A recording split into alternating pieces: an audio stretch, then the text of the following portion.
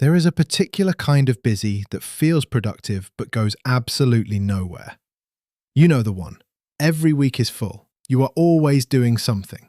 Answering emails, sorting the kids out, dealing with whatever minor domestic disaster has presented itself this time, fixing the thing you promised to fix 3 months ago, responding to things, reacting to things, just moving. And then you blink and it is somehow November and you have no idea where the year went. And you are standing in the kitchen eating last night's leftover pasta thinking, right, what actually happened there? And then you blink again and 5 years have passed and you are still in the same job, roughly the same shape, with roughly the same vague sense that you meant to do a few things differently. The strange thing about drifting is that it does not feel like drifting. It feels like being busy. It feels like life. It just quietly steals the years while you are getting through the week. And the thing is, most people do not fail because they are lazy. Most people are working quite hard, genuinely. They fail because they never actually decided where they were trying to go. They were running, just not towards anything in particular. I include myself in that, obviously. I spent a good chunk of my 30s being incredibly busy without a single clear goal. Just moving forward in the vague general direction of fine. Not bad, just fine. And fine, it turns out, is not a destination. It is what happens when you have not chosen one. Now, here is what I have come to understand, and I wish someone had sat me down and explained this properly about 15 years ago. Goals are not about ambition. They are not about becoming some sort of high-performance version of yourself who wakes at 5 and journals in Latin. They are about direction. And direction is important because direction changes every small decision you make throughout the day. Without direction, your money just sort of disappears. Your health quietly declines because there is always a better week to start on. Your relationships drift slightly, not because anyone stopped caring, but because nobody is steering them anywhere. Your career moves sideways for a decade because you were competent and showed up and never quite thought about where you actually wanted to end up. Goals are just a way of telling yourself, quietly and clearly, what you are actually trying to build with the days you have got. Direction changes everything you do. And the reason most of us do not have them is that setting goals sounds like homework. It sounds like the sort of thing a man in a shiny suit talks about at a corporate away day while everyone stares at the back wall waiting for lunch. But that is not what I am talking about. I am talking about something much simpler and much more useful. 3 layers. Short term, medium term, long term. That is it. Nothing complicated. Short-term goals are the things you are doing this week or this month. Walk every day. Train 3 times. Read something before bed instead of disappearing into your phone. Save £100. Get to bed before 11:30. Cook properly twice this week. These feel timey. They are supposed to. That is the point. Short-term goals are not about transformation. They are about momentum. They are about proving to yourself in small, quiet ways that you are actually the sort of man who does what he said he would do. And that proof compounds. It genuinely does. I remember the first time I started walking every morning. Not far, 20 minutes, nothing heroic. And for about 2 weeks, it felt completely pointless. I felt no different. I looked no different. My life was entirely unchanged. But I kept going. And somewhere around week 4, I noticed I was sleeping better. And around week 6, I was eating a bit better, almost by accident, because I was already doing one thing right, and it seemed a shame to wreck it.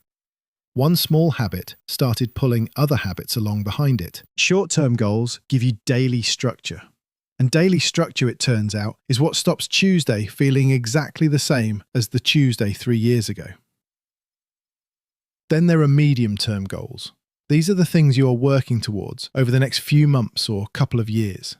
Lose the weight, clear the debt, get properly fit, not just functional.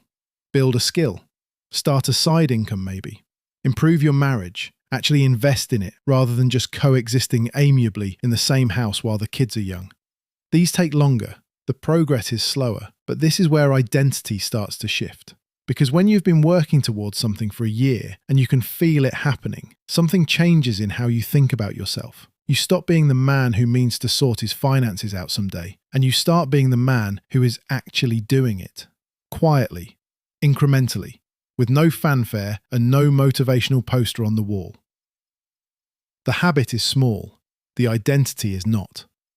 And then there are long-term goals, 5 years, 10 years, 20 years. These are the ones most people skip entirely because they feel abstract and far away. But long-term goals are not really about planning the distant future in precise detail. They're about knowing what kind of man you want to be when you get there. Healthy at 70, financially stable, not rich, just not stressed every time the boiler makes a new noise. A strong marriage, close to your kids, properly close, not just present in the same house. A body that still works, a life that feels deliberate. Long-term goals shape the person you become because every small decision you make today is a vote for either that future or against it. And most of us never notice we are voting. Now, a brief reality check because this is important. Goals change. Life is not linear. You will set something, then something will happen and it will no longer make sense. Or you will miss a week or a month and feel like you have failed and quietly abandon the whole thing rather than just restart. I have done this at significant length. You do not need perfect clarity. You do not need a 5-year plan written in a color-coded spreadsheet. You do not need to have every detail figured out. You just need a direction, a rough heading, something to aim at that is better than the vague general direction of fine.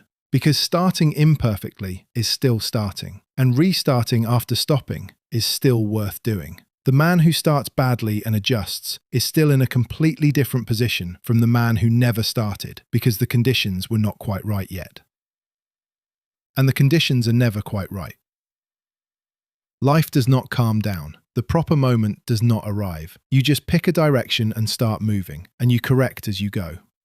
The reason I think about this stuff, the reason I am talking to my boys about it while they are still young enough that it might actually help, is that I have seen how fast it goes. I genuinely have. I look back at my late 20s and think about all the things I was going to start properly soon. And I can now see, clearly, what those years would have become if I had actually started instead of waiting. Not perfect, not spectacular, just meaningfully better. That is what I want for them. Not success with capital letters, just a life that was lived with some intention. A few clear goals, written down, kept simple, reviewed now and then, adjusted when needed. Intention is how you stop drifting. So if any of this sounds familiar, do something daft and simple. Write down one short-term goal, one thing you will do this week.